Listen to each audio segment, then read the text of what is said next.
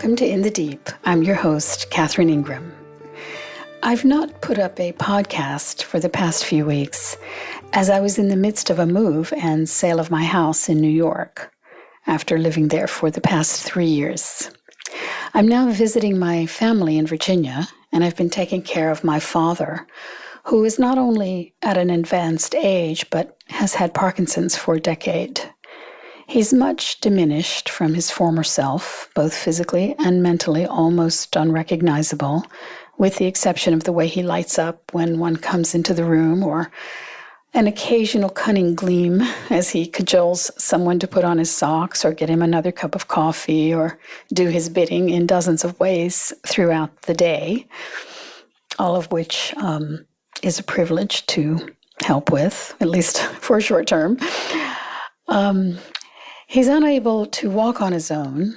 He can only take a few steps with a walker. So he mostly sits in front of the television from the time he wakes up until bedtime. I, too, have been slowed down of late. A few months ago, I came down with a virulent case of shingles, and I'm still in pain from that illness, although much improved since it began. Shingles, by the way, is a puny name for what that virus actually does to a body. I've heard that the Arabic translation is belt of fire, and that is certainly a more accurate description. I mention this by way of saying that it has been humbling and a great wake-up call, as I, just like my father prior to his illness, had enjoyed almost perfect health since birth. I'd always eschewed pharmaceuticals, and I prided myself on finding alternatives for any of my relatively minor physical issues, which was not a difficult thing to do since I rarely ever needed so-called white man medicine. That too has changed with regard to this illness. I found myself on the very day of my diagnosis in a hospital with IV drips of antivirals and antibiotics and pain medication, and deeply grateful to be there, having what I would have formerly considered poisons flowing directly into my veins. I now considered it medicine, much needed medicine. It's all been a steep learning curve for how quickly one's bodily circumstances, as well as one's beliefs and assumptions, can change. For the past several days, I've been keeping my father company watching the Summer Olympics. Those young, powerful bodies, jumping, swimming, twisting, flipping in midair, and breathtaking gymnastic feats seem like alien creatures, almost like watching deep sea animals. Alien creatures compared to the compromised bodies of my father and myself, at least at this time. Although neither my father or I were star athletes as younger people, we were both quite active and had strong bodies that engaged in all manner of sporty exertions.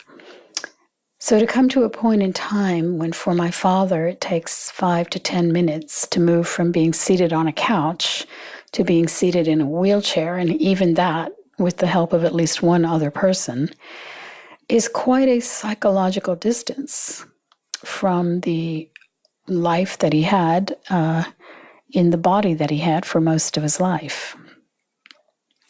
I find myself wondering what he's thinking as he watches the world's best athletes in Rio these days. All bodies age. Some age seemingly much more slowly, such as those octogenarians who bike around Europe, who are either blessed with phenomenal great health and immune response, or who have kept up healthy habits for most of their lives, or at least for many years. But all bodies age. There's a great battle against that, especially here in the U.S.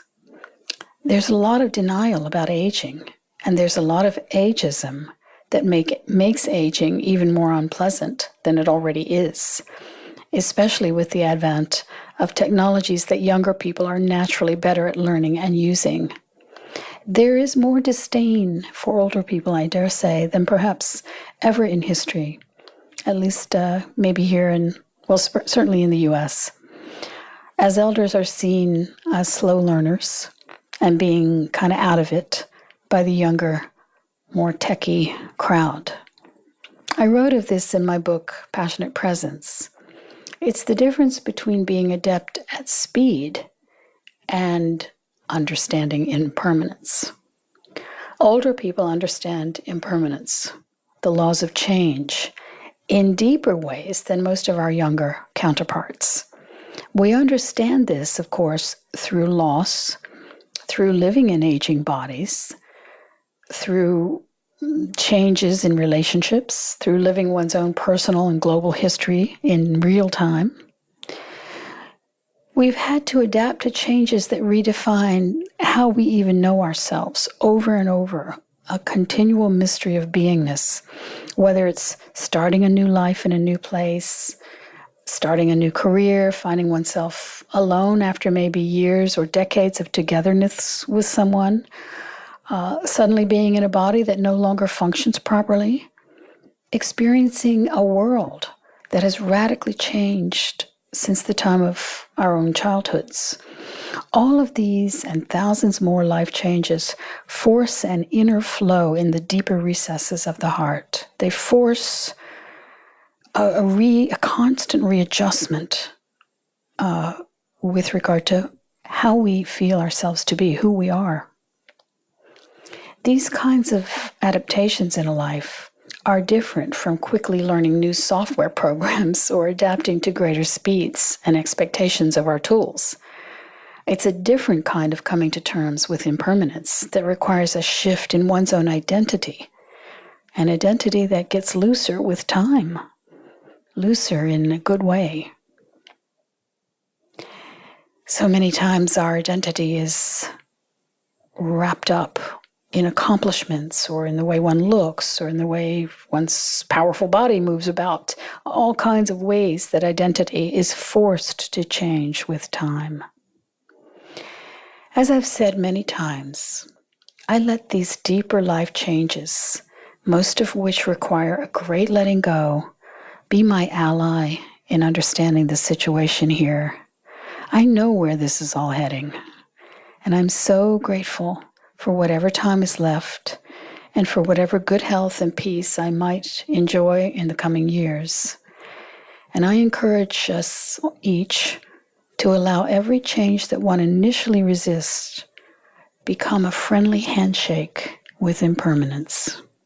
As Heraclitus said, change alone is unchanging.